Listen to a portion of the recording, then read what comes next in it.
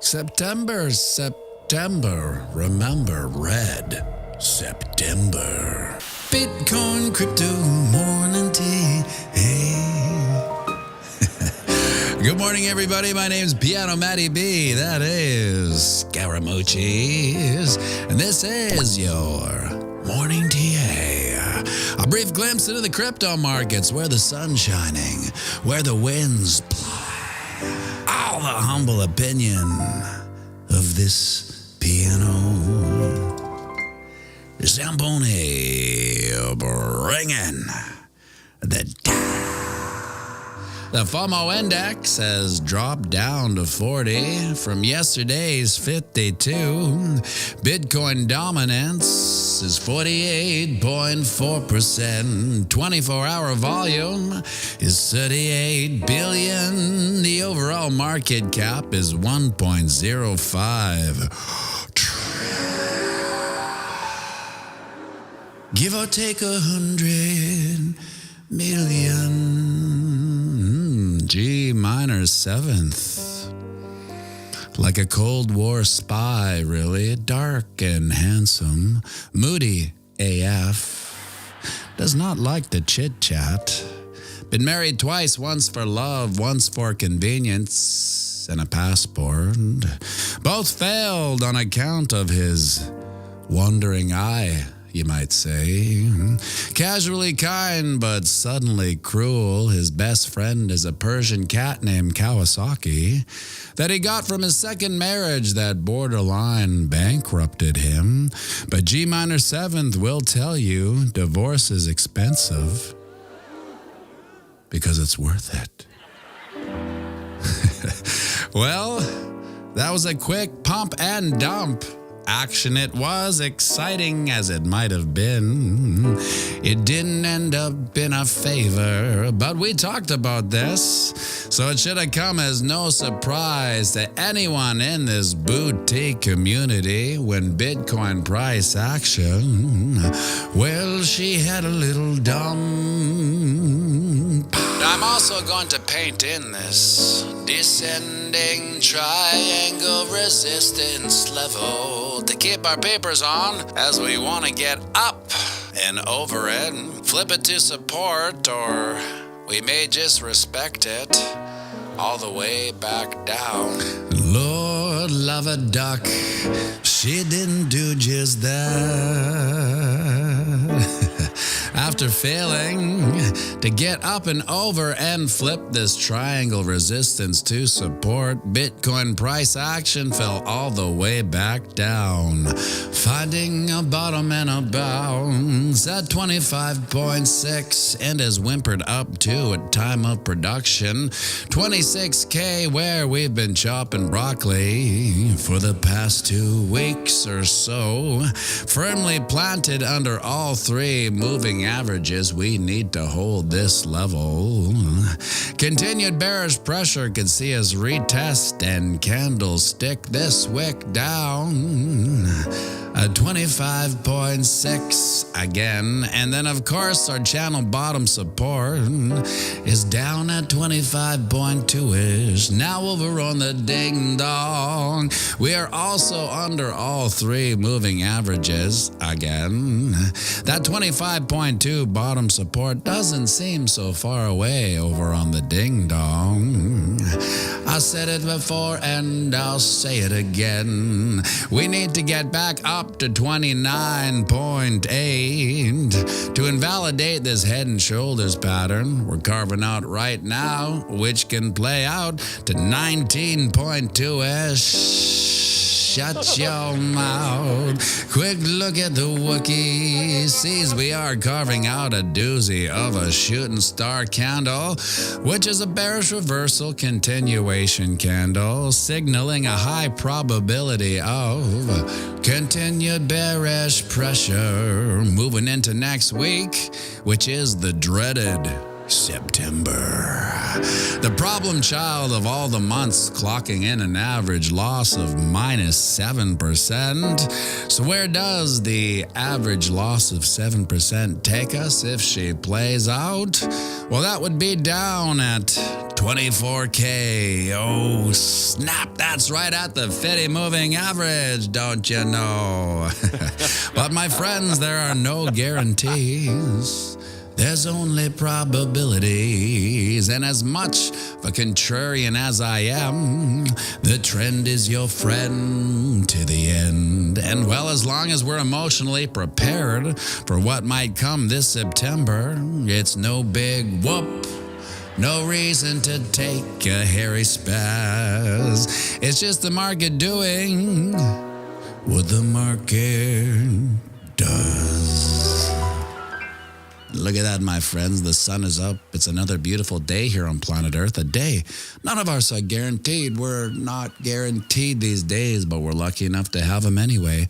So get out there, knock 'em dead, and remember, we're playing the same game as our psychopathic elected elites. That's right, it's the long game. So zoom out and have a fantastic day. And we'll be going live right away, so grab yourself a coffee. Join me for a quick one. We're going to be talking with Druth about, I don't know, something. And it's Friday, so sing me out, won't you? I'll run the banks of boom dash bang. Whoa. Ching. Have a great weekend, everybody.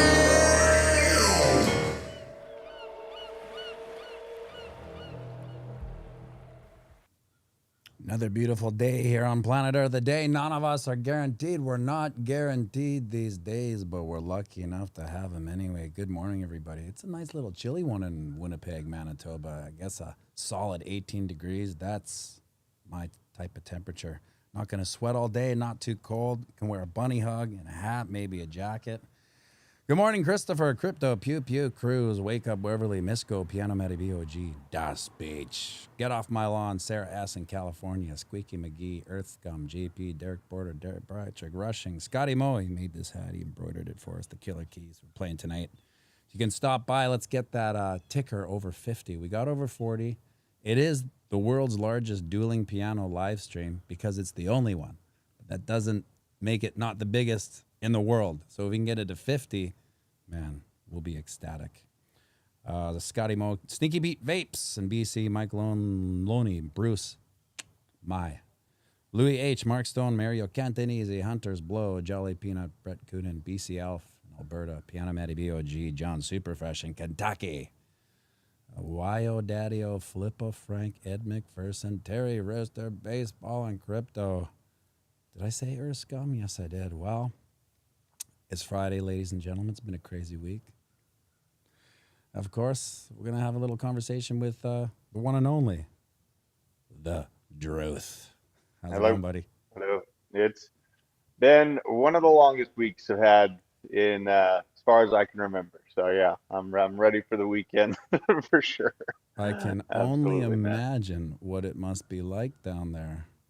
Yeah, man. I mean, like, obviously, TJ came out with our statement on Monday talking about all the harms, and then I saw Ben's response to that. That's the first time I've heard from Ben in a while, and that was that video that we posted. Listened to it a few times, it gave me hope.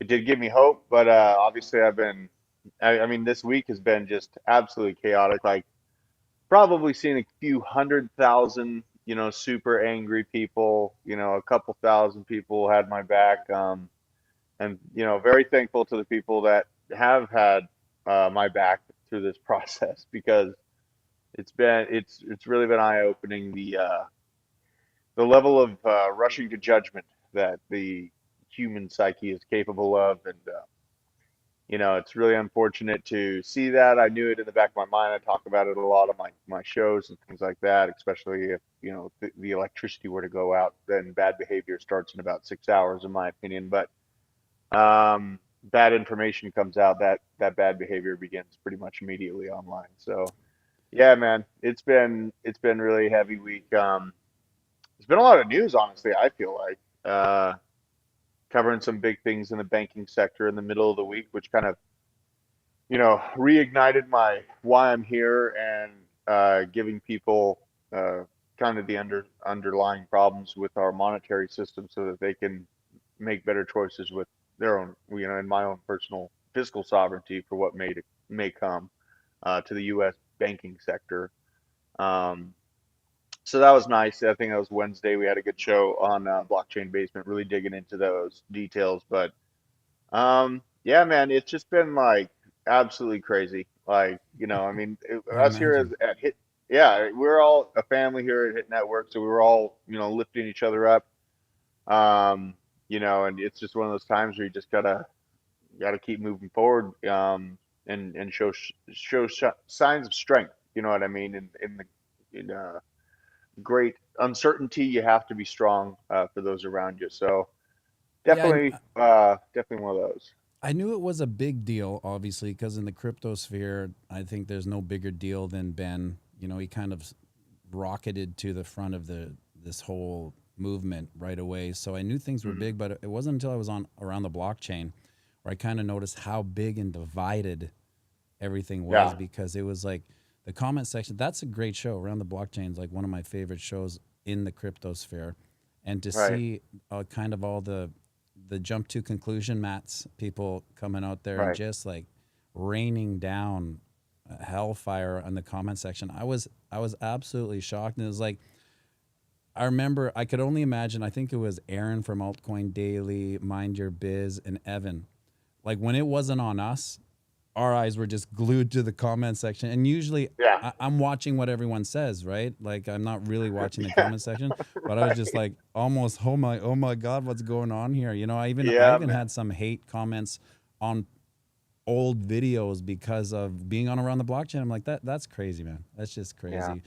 But I hope I know. everything kind of, works itself out. I kind of feel like it will. It is the craziest thing that I could ever imagine happening kind of in this environment. But, you know, Yeah, expect the unexpected. And we still got a lot of bear market to make it through too, which right. makes it even worse, right? Yeah. Like this is, it's kind of uh, very flat zone. There's no excitement within the crypto price, Hmm. right? So people are always looking for something else. And yeah, I mean, in general, it quantified why I'm happy that I carry myself the way I do through my day-to-day life. Just making sure that personal safety is high priority even before I came here and stuff like that, and training for a few years in that sector made me feel a little bit better going into the situation. There's a lot of people that aren't in my same mindset, that aren't, pieing corners or, doing those types of things, that Right.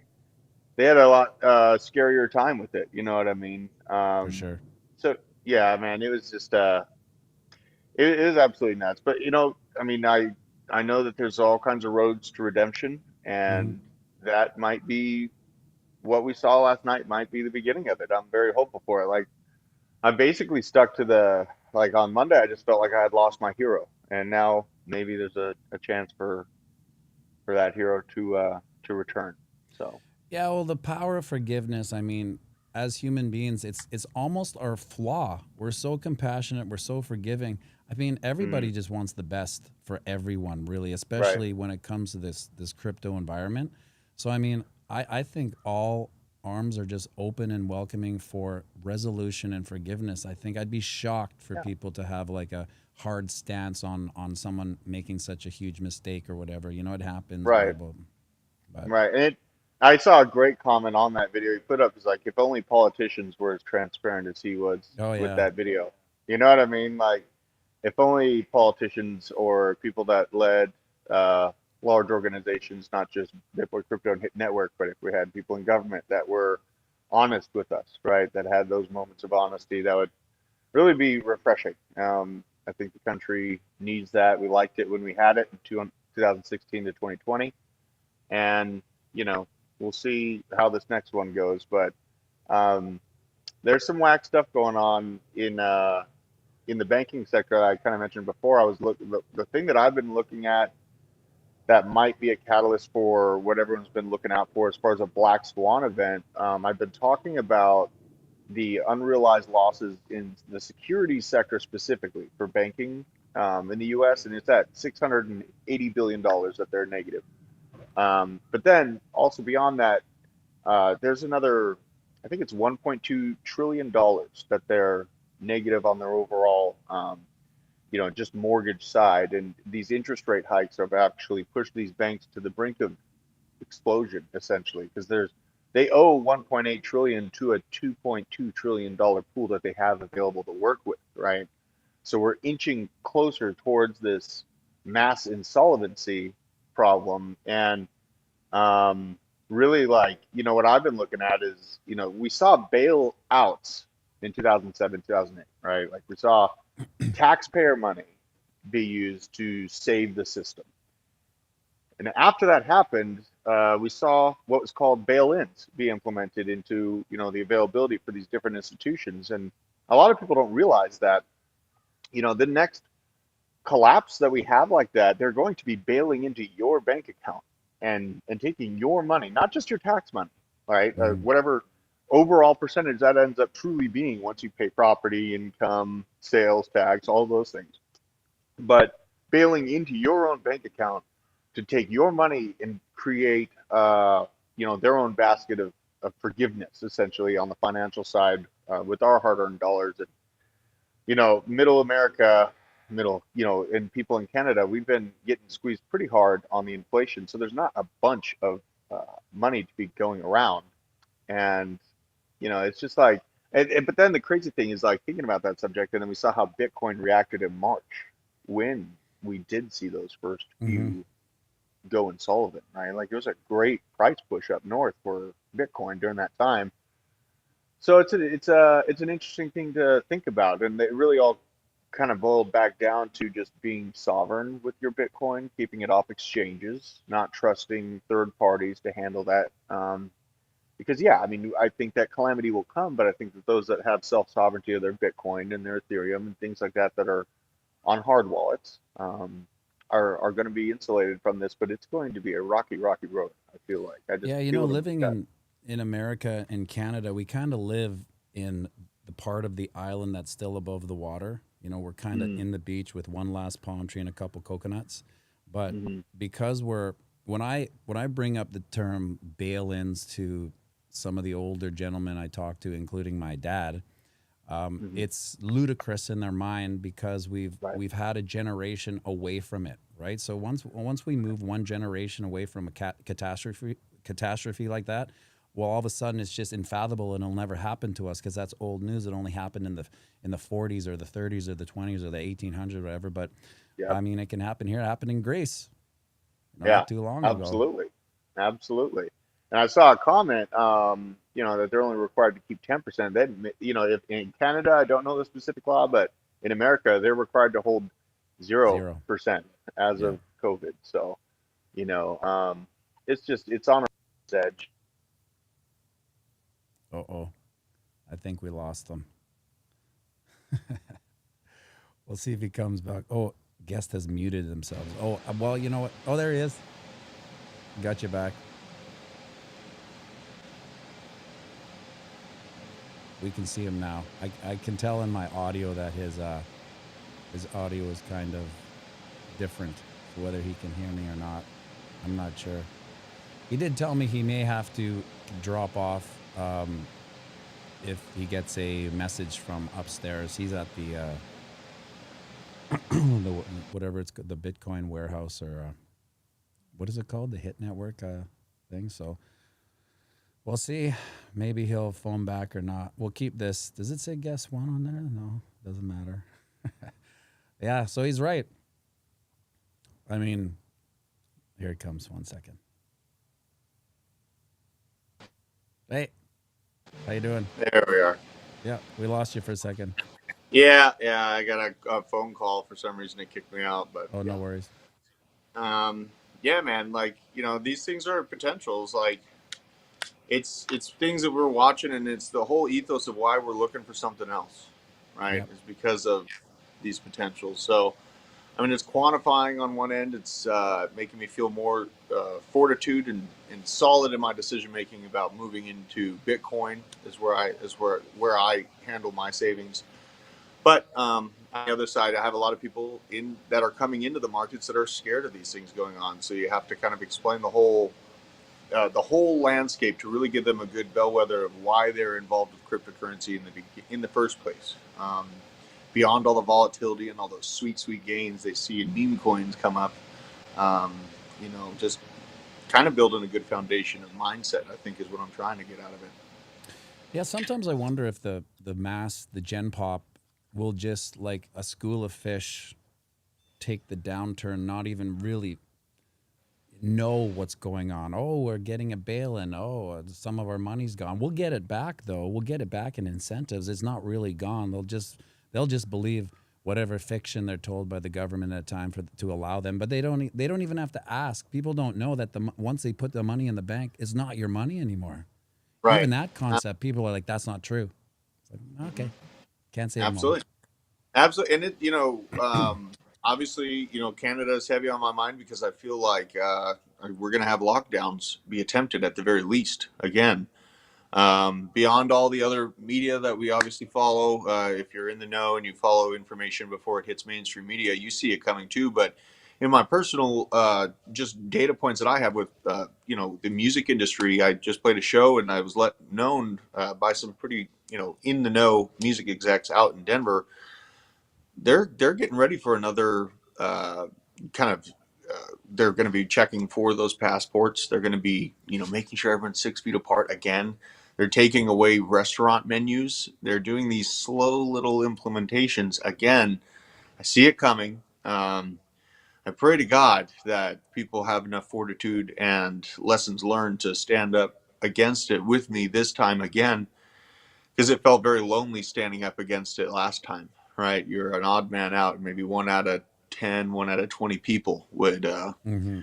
would stand up for themselves last time. I hope that it's going to be 10 out of 20. Maybe half of us could do it. It doesn't take everybody. It only takes a few dedicated individuals to actually make a difference. So, just keep that in mind as this stuff comes. And again, that's another potential market suppression moment. And that, in a way, I mean, as scary as it is to think that these tyrants are still trying to push this, the last COVID crash was actually the most life changing monetary moment of my entire time. It was the moment where I was able to get Bitcoin for $4,000, right?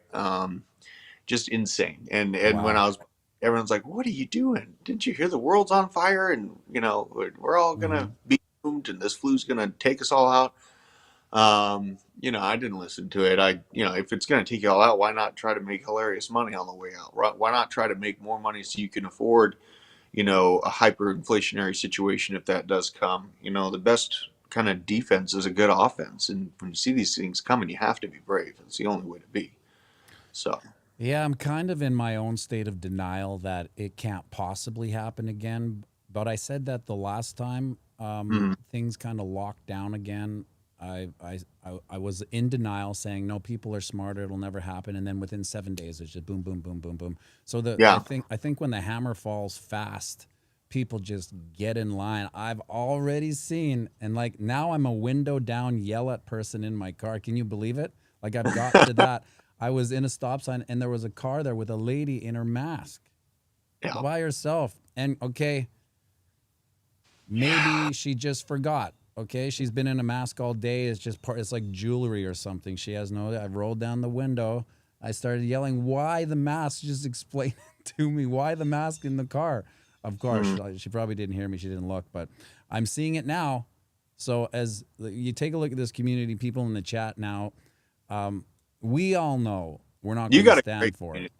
The people in your community are, like, in my Awesome. opinion, They're so yeah. supportive. They're the best. So smart too. Like that's why it gives me hope, right? Hmm. But we're still a small percentage of the gen pop, right? Whether it's enough.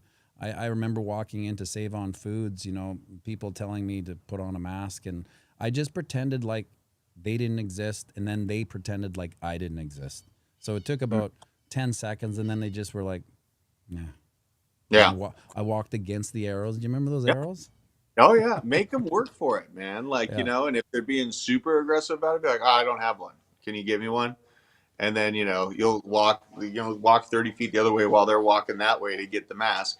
Then they have to walk twice the distance to come back to you. Let it drip, let it hang off your, and then be like, oh, it's got to go around and do both ears. Okay. Yeah. Like that. I don't want to see it Like, happen. make it hard.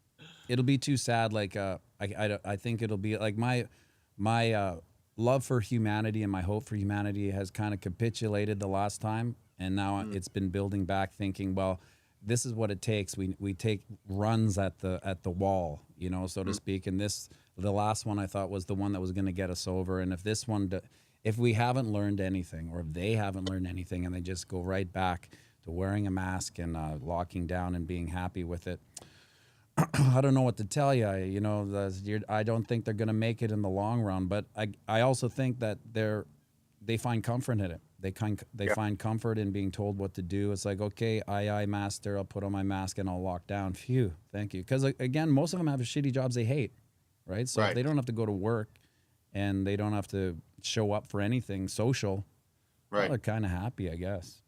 I know. And standing up against something like that, or, powerful people above you, it's not comfortable to do. So, Yeah. that's why it takes a community spreading this message, if you and it takes us as individuals to really share this with our loved ones, with any sort of digital sphere, or in any sort of digital square that you're still allowed to be in. You should be voicing your opinion in. That's what I learned in a big way during the last panty, because I was literally only voicing my opinion through memes, and account after account would be deleted. You know what I Hmm. mean? It was basically just musical chairs on creating accounts and then reconnecting with the people and continuing to share that message and continuing to try and get it out. And then the algorithm would snap me out of the ethos, right? And a lot of people in the crypto community are like, why does this guy only have a few thousand followers? This is literally a brand new account. Like, I've had to recreate accounts over and over again because Yeah. they keep shutting us up. So um, yeah, man, like, you have to be strong when you're standing up against these things. And you have to be strong and convicted in any sort of movement you're doing with money. And if it's going to be stacking food, stacking Bitcoin, doing those types of things, um, yeah, you have to have a lot of conviction to be able to follow through with that. So Have you really, noticed really, a downturn in your videos? Because I have a feeling that YouTube has dialed in the bots looking for words again. yeah, yeah. Well, my videos, we heavily censor the words on my Okay. videos. Um, so I'll censor certain words that I don't want to say on your podcast because I know we don't have a live censorship ability, but I'll cut certain words out that I know the algorithm is looking for, and it's actually seemed to work pretty good so far. I've made it past Instagram, like the channel Blockchain Bunker and Blockchain Basement have been able to really kind of expand really well. Um, so I think that we're doing something right as far as that goes. And if you keep enough pressure as a whole, as an entire people, their money is their number one bottom line. So if they're not making money, if they're seeing their bottom line go down because less people are interested in using the platform because they're unable to speak freely or they're going other places to do so, then they're going to change some things. I think that YouTube saw that with Rumble. And I think that YouTube is kind of, okay, maybe we need to allow electoral conversations to happen again, right? And yeah, I mean, it's a little late, right? We're like Right. 4 years into Sleepy Joe. So that's well too late. But yeah, I mean, at least at some point it's seen. But yeah, man, I mean, this is word of mouth stuff too. Like, people, when you're next to them and in person, that's where the real conversation still happens. And so, this needs to happen in your real life too, as well. It's a digital sphere. Yeah. Yeah. Thoughts on September?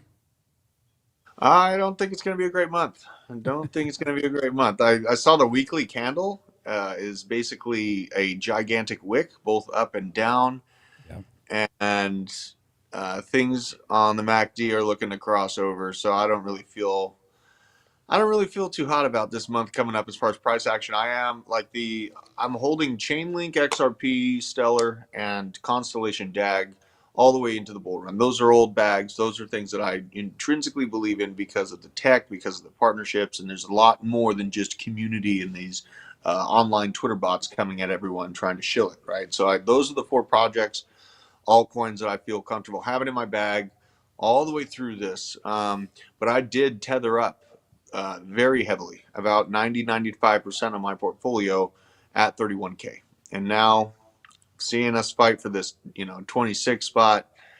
And honestly, like I'm ready for the big crash. I'm ready for the big crash, and I'm going to be leveraging into it and probably moving into more aggressive assets beyond just Bitcoin. I made a lot of money off of Bitcoin and Ethereum in the COVID crash, obviously, but now I'm looking at Cardano or potentially even like things that are beat down like crazy, like Algorand. And I hate Hillary just as much as the next guy, but looking at the Algorand situation, they're probably invested in 10,000 different companies, right? Like, do you really think Hillary was like, yeah, let's get in on Algorand, let's go in there? It's some side investment firm that's involved with the foundation that is shilling their ESG initiative. She doesn't care. Doesn't even So know. they probably don't even know. So it's just like, you see things like that. Those might be opportunities. There's nothing that I'm going to be throwing 50% of my portfolio at all, but maybe 1%, maybe 2%, just to see what happens once we actually start getting closer to that halving moment. And it's like time seems to be flying, man. September's coming right up. Like April next year is really not too far away. After the holidays happen. Like, holidays move fast for me. I got a huge family, and I'm always like running around doing all this stuff for holidays. So that is like a blink of an eye, and then all of a sudden I'm in January. So I know that's coming up on me. So I'm trying to just stay focused and trust my gut intuition on kind of the rockiness of the market, the unsurety. You have, you can see it in crypto Twitter. It's all just drama. There's no good price action. There's no good fundamentals coming out. So yeah, it's a time to get ready for the dip, I think. Chainlink, last bull market, it peaked out somewhere in the 30s. Am I right? Actually, Or it got up to $50 at a $50, point. and now it's at 5 or something like Right that. around $5 or $6. Yeah. So, in your opinion, do you think we can hit and surpass last bull run's all-time high? I do, absolutely. Chainlink is one of the ones I feel very strongly about recapturing that $50 mark. Kind of at the like that's kind of a conservative feeling for me because I see that, and I also hold XRP, right? So I'm in both camps of thinking that they're going to take over the world of finance, right? So I get to see both parties saying the same thing, and yeah, you're going to get a piece of it. What we got to keep in context here is that us in crypto, all we need to do is capture the toenail of the elephant to make an insane increase in market cap valuation because the cross-border remittance payments is quadrillions of dollars, right? Yeah. If you really count what's going back and forth. So if you're only taking just a piece of that, taking fees off of a piece of that quadrillion-dollar movement through the year, you're going to have a really, really insane price action on this asset class. And thinking about what we're looking at right now, I talk about this all the time. It's like when the pen was invented, people that used the pen originally were looked at as witches because they were transcribing information. They were very misunderstood to begin with. And now everyone uses a pen. It's very, very normal. But when this technology first breaks out, it makes me feel good to see normies kind of confused, fudding it, not liking it, because that tells me that I'm on to something. If it's not what the mainstream people, the sheeple, are looking at, then I know that I'm probably positioned in the right spot. So. Yeah, I agree. Time is moving fast too. I can't believe it's September. We're almost in the fourth quarter. I thought 2023 just started. We're almost Yeah. it. That's almost it. I Wow. know it's going so fast, and I was like every day here. I mean, it goes 100 miles an hour. Like, I'm gonna after this stream, we go straight upstairs, go to the war room, put together obviously I have my macroeconomic stories. Then we put together our DeFi researcher stories and come up with the entire show process. Then right after that, blockchain basement, and right after that, around the blockchain. So it is like It's a it's busy 100 day. miles an hour every day. You know what I mean? And yeah, so but on Chainlink, like, man, I'm gonna be buying more. Like, that's one of the ones that I'm going to be doubling down my bag. I have a good bag right now, but I'm going to at least be doubling down on that bag.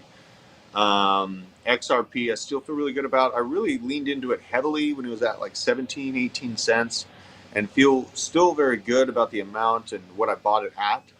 Um, and I didn't, take those short-term pumps because I just believe it in the long term. I know a lot of people talk about taking profits. XRP is one of those surprisers. Chainlink is one of those surprisers. What I do take accumulation market pumps as far as profits on are HBAR. ICP is another one that did really well for me in this just midterm moment here. And then another random project that I've been in and out of, just taking profits on the good upswings and then retracements is Polyswarm, which is it's a malware detection system. Basically, it's just for large institutions when they have a bunch of files that they think have malware in them. They can go to Polyswarm and they have to pay with the token to actually get those files scrubbed. So you'll see these gigantic moves in price when malware comes out. And just thinking about that, thinking about the situation macroeconomically, we have this World War III, the situation boiling, and a lot of people have rightfully so said that this one will be more so fought on the technological side, and with that technological side, you have malware. And you have the need for data encryption, right? So the Polyswarm is on the malware side. I like that. But it's nothing that I'm holding like all the way through and experiencing all the way, because I'm waiting to really hold on to it and wait for that bull market move after April 2024. Because then you have the halving, then you have all the good feelings, and you can throw a dart at the wall and really get a vertical leap. And then on data encryption, I like Constellation DAG for that aspect of data encryption. So I think that having secure systems is going to be a top priority for the Pentagon and for different military industrial complexes. And they have quite a bit of money, one of the largest money bags on earth outside of the medical side. So those are things that I'm looking for to be potentially parabolic as well. But again, it makes up 1-2% of my overall portfolio, and Polyswarm probably 0.5, right? So you got to keep that in context when I'm talking about these projects, because I don't want anyone out there just like, I'm going to send all of my Bitcoin into Polyswarm, and then it's down by 25% within the week, and then you get the crazy, chaotic, emotional feelings going on, and then you make mistakes, right? So especially in September. Oh yeah, absolutely. Like that overall chart showing our historical Septembers should be really telling.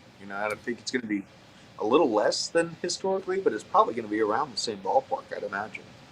Yeah, it's hard because, like I said in the video, the contrarian side of me always wants to say, well, it's always been bearish, so this time she might be bullish, but the trend is your friend till the end.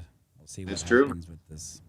Well, Drew, I hope you guys have a fantastic day over there. Thank you.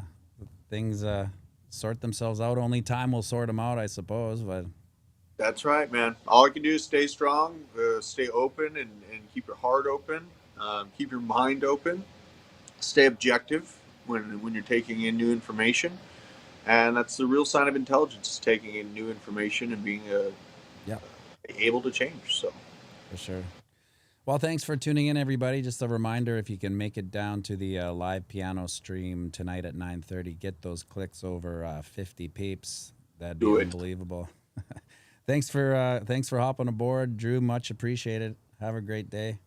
Absolutely. See you. See you guys. Make sure you like and subscribe.